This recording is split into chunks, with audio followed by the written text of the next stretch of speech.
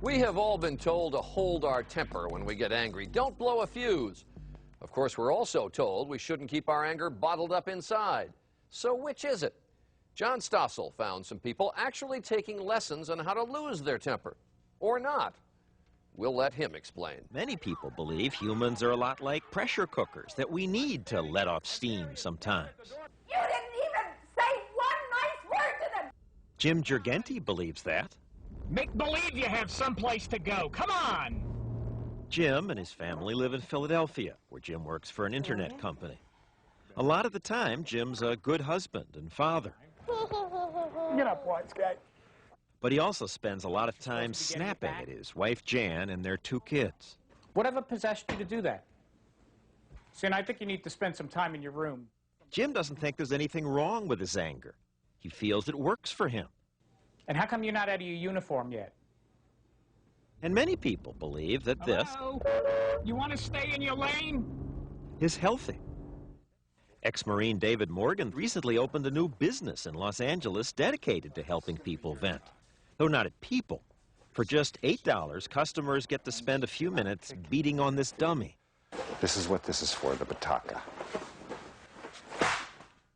This can be a situation, an incident, a person. I gave it a try. I thought about my boss and my older brother. I like this. It was a good workout, but would this reduce anger? Carolyn Amos says it does. She's tried all kinds of other techniques. I walk and I meditate, and they help. They help get the stress out, but it's nothing like hitting the dummy. I mean, you just really have to whack something. She says she's always gotten angry in traffic, fuming at the delays, screaming at people who cut her off, until she did this. The anger just wasn't there. It's a seductive theory. It does make sense, but it's a myth. There's virtually no scientific evidence to support it. Brad Bushman's a professor of psychology at Iowa State. He's among a number of social scientists who now believe venting's a bad idea. Any kind of venting is bad, they say. Venting at people or even inanimate objects. Sure, they say it'll make you feel better, but the feeling won't last, and it'll just make you more angry the next time.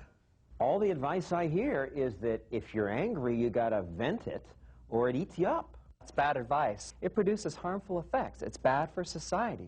Most researchers we talked to agreed with Bushman, and other studies have gotten similar results. But how does that explain the benefits people say they get from venting? I showed our tapes to Dr. Bushman. How's that feel now? A lot better. She feels a lot better. She might feel a lot better, but what's happening here is she's learning how to behave aggressively.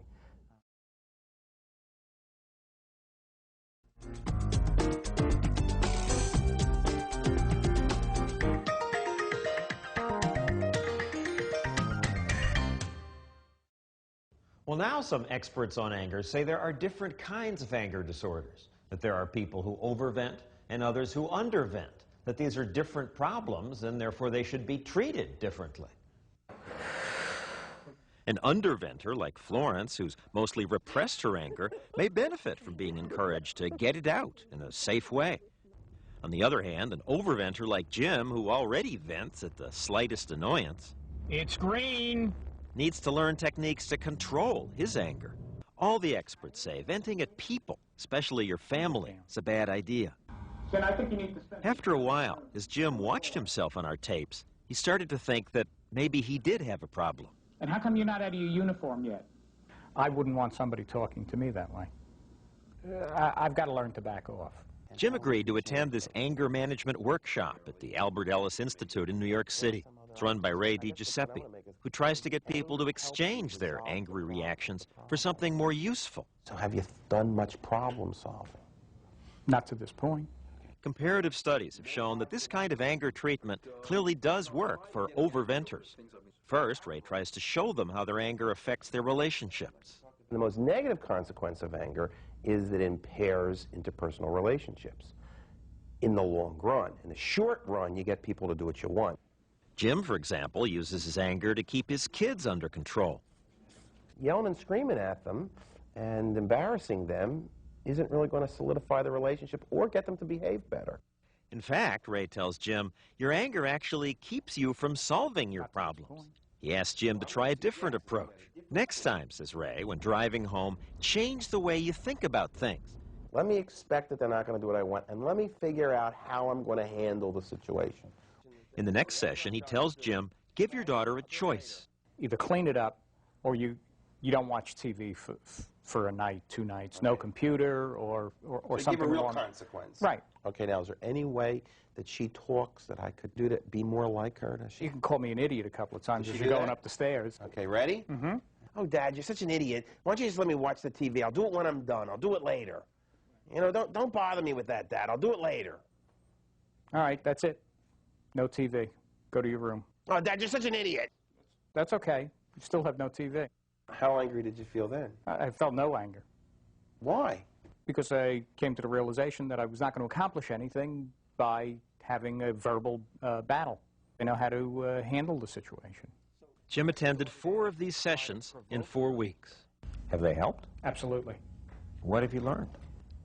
That I should stop and think prior to acting. You had to go to a workshop to tell you to stop and think? Well, sometimes you need the outside influence to make you see the light, as it were. John Stossel is with us now. Now, if you don't have a dummy to bash, and I mean, I could bash Charlie, but he's no dummy. What do? How do you vent your anger? Me? Yeah. Like when you called me a stiff this morning on live TV? I was teasing. I didn't mean it. I hold it in. I do? give myself back pain, I think. I hold it in. As do I. We're 3 for 3 on that score.